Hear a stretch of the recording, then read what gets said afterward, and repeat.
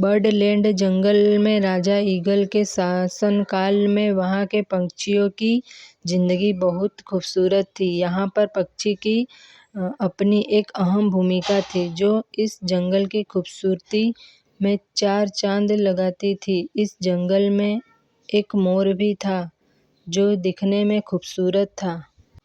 उसके पंख सूरज की रोशनी में किन्हीं हीरो की तरह चमकते थे। यही वजह थी कि मोर की खूबसूरती की चर्चा आसपास के जंगल में भी बहुत हुआ करती थी। जरा उस मोर को तो देखो, कैसे चेहरे पर गुरूर लिए इधर उधर घूम रहा है, जैसे उसे किसी से कोई बात करने की जरूरत नहीं है।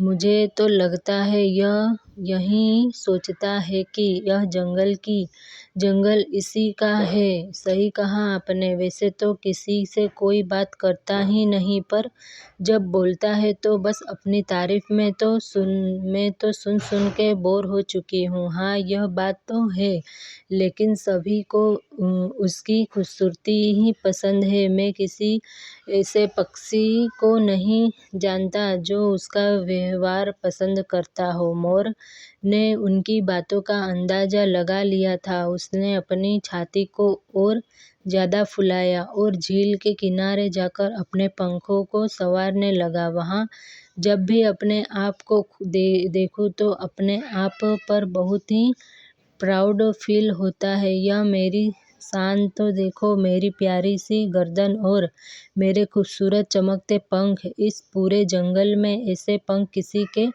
भी नहीं है। मैं और मेरे पंख सभी पक्षियों से बेमिसाल है। सभी पक्षी उसकी बात को सुनकर मुंह बना रहे थे। वहीं एक डाल पर बैठा एक कौवा भी उसकी वाहवाही सुन रहा था, लेकिन उसके चेहरे पर एक मुस्कान थी, देखने में इतना खूबसूरत और बातों से इतना जहरीला। इस मोर को सुधारने के लिए इसे अच्छाई का पाठ पढ़ाना ही पड़ेगा। कौवे के दिमाग में जरूर कुछ चल रहा था। शाम होने पर वो मोर के पास पहुंचा। जंगल के सबसे प्यारे, खूबसूरत और महान पक्षी सिर्फ आप ही हैं। समझ नहीं आता कि आपकी खूबसूरती में क्या ही बोलूं। यह सुनकर मोर के चेहरे पर आया गुरूर और ज्यादा बढ़ गया। बहुत बहुत शुक्रिया काले कौवे, तुम भी यही सोचते हैं ना कि तुम भी काश मेरी तरह खूबसूरत होते। तुम्हारे पंख भी मेरे पंखों जैसे सबसे खूबसूरत होते। हाँ, मैं तो सच में यही सोचता हूँ, लेकिन जंगल के बाकी पक्षी शायद नहीं सोचते, क्योंकि वो ऐसी मेरी तरह आकर तुम्हारी तारीफ नहीं करते ना। हाँ, यह बात तो सही है। हो सकता है वह मुझसे जलते हैं या फिर मुझे जंगल का सबसे खूबसूरत पक्षी समझते ही नहीं। अगर ऐसा है तो क्यों ना तुम उनको साबित करके दिखा दो कि तुम ही जंगल में सबसे खूबसूरत पक्षी हो। यह सुनकर मोर ने अपनी पंखें छोटी करते हुए सवाल किया, वो कैसे भला? तुमने कभी सोचा है कि तुम बादलों के ऊपर उड़ते हुए कितने खूबसूरत लगोगे? बादलों के ऊपर उड़ना, बस उड़ना, इस बारे में तो मैंने कभी सोचा ही नहीं। रोजाना कई पक्षी बादलों के ऊपर उड़ते हैं, लेकिन वो कुछ खास नहीं दिखते। लेकिन तुम सोचो, जब तुम इतनी ऊंचाई पर उड़ोगे तो उस समय जब सूरज की सुनहरी किरणें तुम्हारे खूबसूरत पंखों पर पड़ेगी तो कितने खूबसूरत दिखोगे।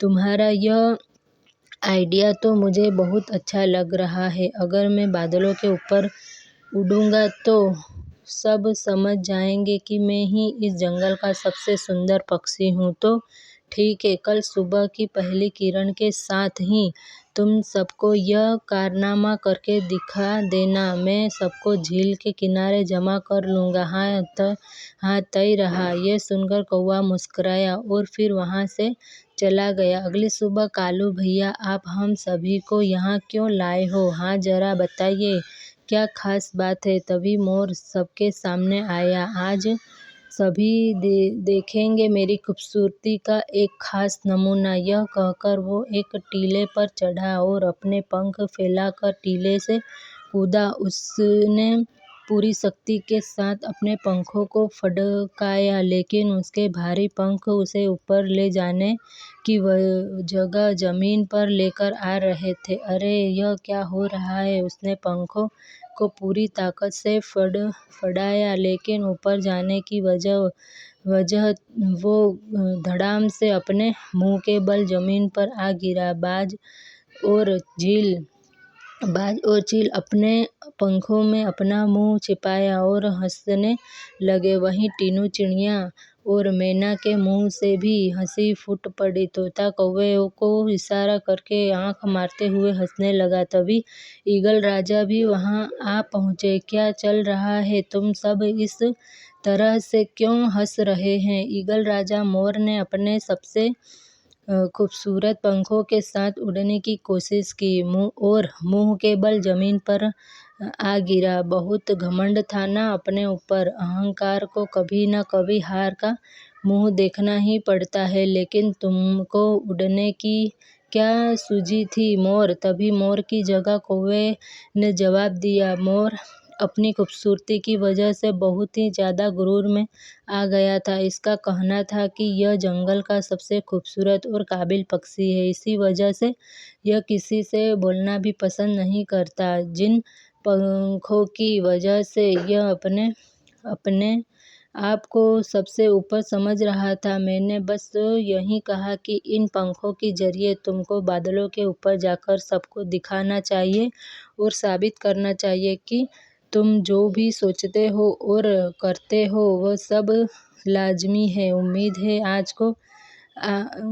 आज इसको समझ आ गया होगा कि ऊपरी सुंदरता से ज्यादा अंदरूनी सुंदरता, अच्छा स्वभाव और काबिलियत ज्यादा मायने रखती है। इस पर मोर ने अपना सर झुकाया और बोला, मैं आप सभी से माफी मांगता हूँ। मुझे समझ आ गया कि मेरे घमंड ने मुझे अंधा कर दिया था। मैं सोचता था कि मेरी सुंदरता मुझे श्रेष्ठ बनाती है, पर आज मैंने सबको दिखा दिया कि मैं कितना मूर्ख हूँ। इस पर ईगल राजा ने हल्के से मोर के कंधे पर अपने पंख को रखते हुए कहा, असली खूबसूरती खूबसूरत पंखों या रंगों से नहीं, बल्कि दया की भावना, मीठी जुबान और दूसरों के लिए दिल में सम्मान से आती है। इस बात को हमेशा याद रखना। ये सुनकर मोर ने कहा, मैं सर हिलाया। कुछ देर बाद वो तोते के पास पहुंचा और बोला, मिट्ठू,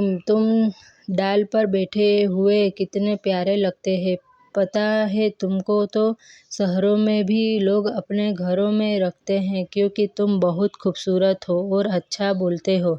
यह सुनकर तोता हैरानी से बोला, मोर, तुम मेरी तारीफ कर रहे हो? हाँ, क्योंकि तुम तारीफ के काबिल हो। वाकई तुमसे यह सुनकर बहुत खुशी हुई। मोर वहां से मोर कोयल के पास गया, जो डाल पर बैठी गीत गा रही थी। कोयल, तुम्हारी आवाज बहुत प्यारी है। जब भी तुम्हारा गाना कानों में जाता है तो दिल को बहुत सुकून मिलता है। ओ प्यारे मोर, तुम्हारा बहुत शुक्रिया। मैं खास तुम्हारे लिए और अच्छा गाती हूँ। यह कहकर कोयल गाना गाने लगी और मोर उसे सुनने लगा। अब सभी को मोर का स्वभाव अच्छा लगने लगा था। वो सभी से अच्छे से बात करता और सभी पक्षी इस बात का श्रेय कौवे को दे रहे थे, क्योंकि उसी की वजह से मोर ने सीखा कि असली सुंदरता अंदर से होती है। बाहरी दिखावा किसी काम का नहीं।